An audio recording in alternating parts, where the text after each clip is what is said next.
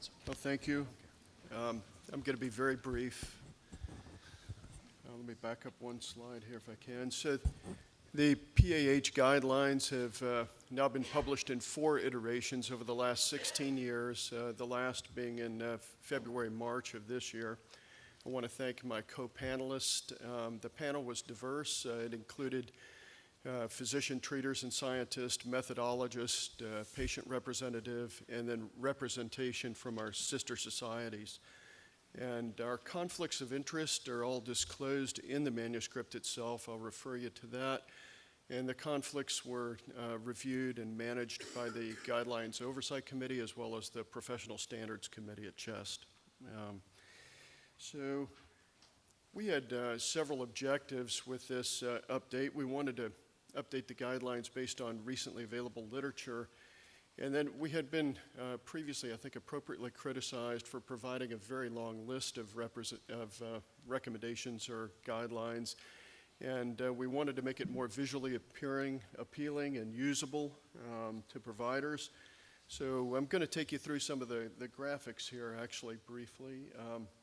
Patients with suspected pulmonary arterial hypertension should be evaluated at a center of excellence. And then upon confirmation of the diagnosis, we recommended evaluation of the severity in a systematic and consistent manner, and that care be coordinated with the patient's local providers and other PH centers. We recommended treating underlying contributing causes aggressively, incorporating palliative care services when appropriate. We recommended cardiopulmonary rehab or a monitored exercise activity when appropriate for the patients. We recommended maintaining current immunization, and that's influenza and pneumococcal vaccination.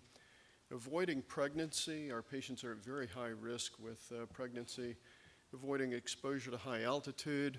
Avoiding non-essential surgeries. And so those are the general measures that are extremely important in taking care of patients with PAH.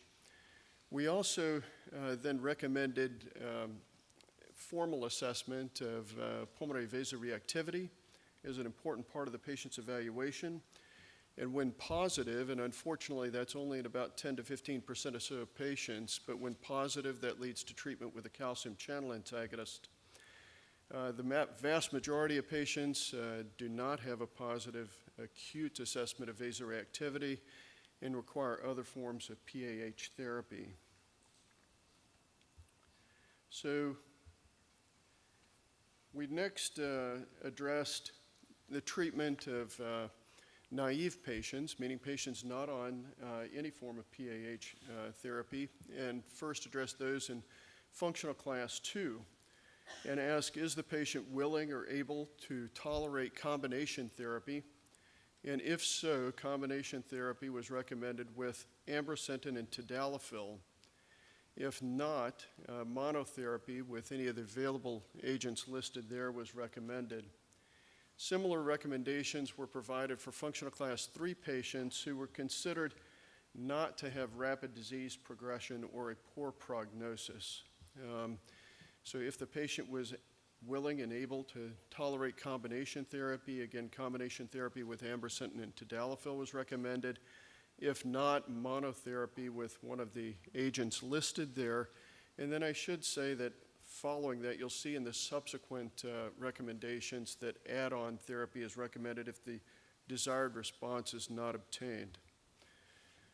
So moving on, we next considered pulmonary arterial hypertension patients with functional class 3 disease with evidence of rapid disease progression or a poor prognosis.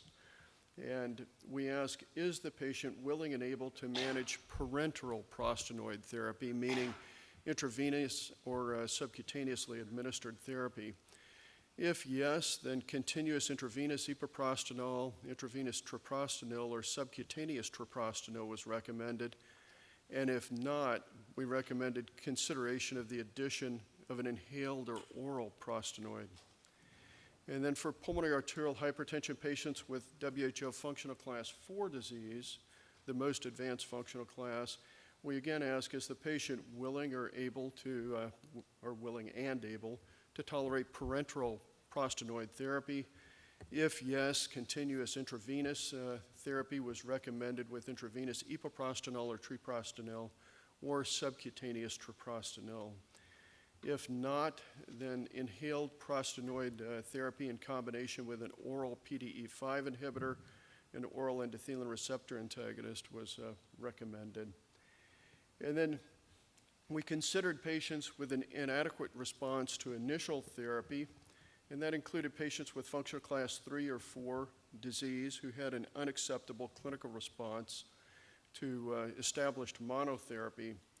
Those patients were recommended for addition of a second class of PAH therapy. And then similarly, if patients failed despite 2 classes of therapy, the addition of a third class of PAH therapy was recommended.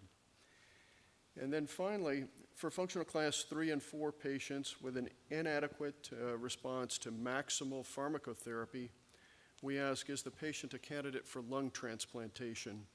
And if yes, they should be referred to a lung transplantation center.